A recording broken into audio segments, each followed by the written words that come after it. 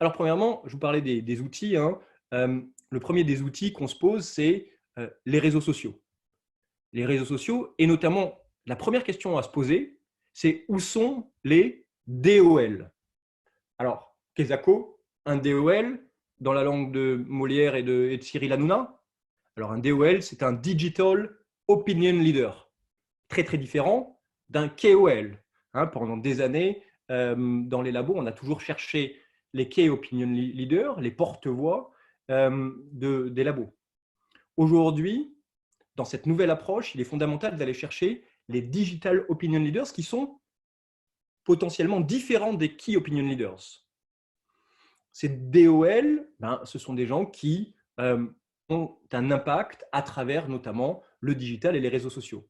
Alors les réseaux sociaux, vous les connaissez tous. Ce que je veux apporter ici peut-être comme input, c'est que les réseaux sociaux diffèrent d'un groupe de médecins à l'autre, d'un groupe d'utilisateurs à l'autre. Facebook, on va trouver énormément d'infirmiers, d'infirmières, de dentistes, de chirurgiens plastiques, de professions libérales.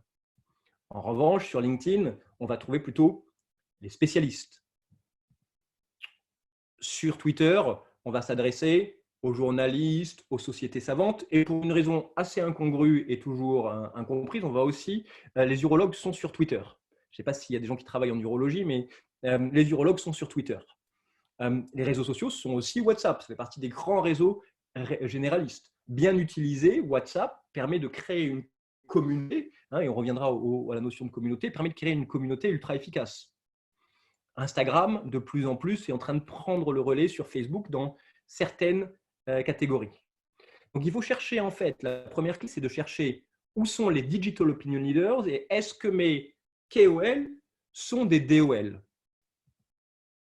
Alors, pour repérer un Digital Opinion Leader, il y a plusieurs petits trucs à vérifier.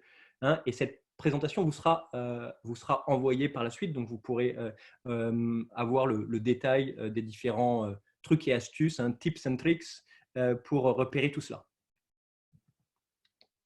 Il y a les réseaux généralistes, mais il faut aussi se poser la question sur les réseaux spécialisés. Il existe tout plein de réseaux sur lesquels les médecins se baladent ou les professionnels de santé se baladent. Voilà un exemple avec 360 Medix qui propose tout un service pour les professionnels de santé et qui est assez utilisé.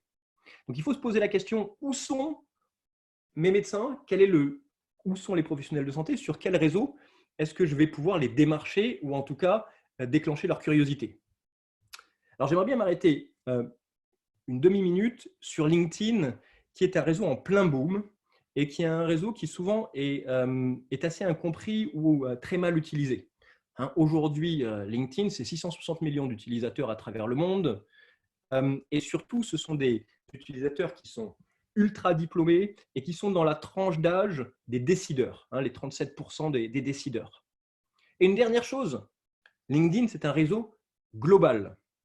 Nous, on l'utilise depuis le tout début chez Invivox parce que chez Invivox, donc on propose des formations. Pendant longtemps, on a proposé au départ des formations présentielles.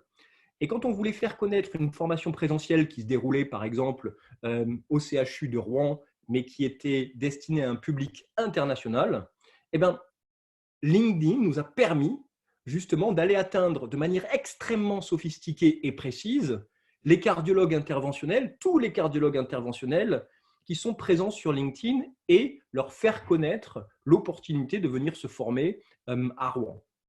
J'y reviendrai pendant le premier cas, pas le premier cas clinique, mais le premier cas pratique. Alors voilà le premier cas pratique. Vous connaissez peut-être le professeur Alain Cribier, qui est un cardiologue interventionnel, qui est l'inventeur du TAVI. Le TAVI, c'est un procédé qui permet de remplacer la valve aortique, qui a contribué à sauver plus de 500 000 patients en quelques années, dont Mick Jagger récemment.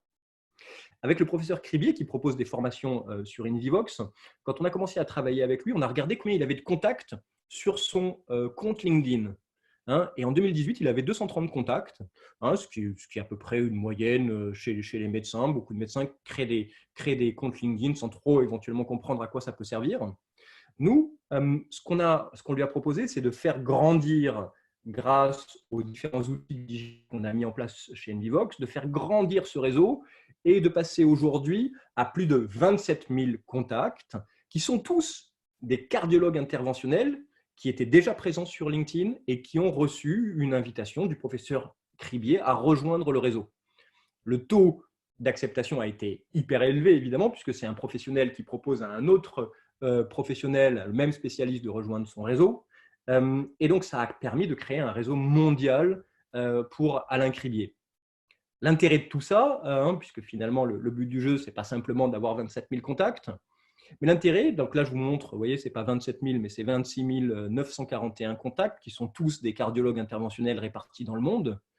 L'intérêt, c'est qu'aujourd'hui, quand le professeur Cribier propose une nouvelle formation, par exemple, cette formation, elle est mise en ligne sur LinkedIn et elle est envoyée aux 27 000 contacts d'Alain Cribier. Là, comme vous pouvez voir le résultat, c'est que les 27 000 contacts ont reçu et 742 personnes ont manifesté leur intérêt pour cette formation.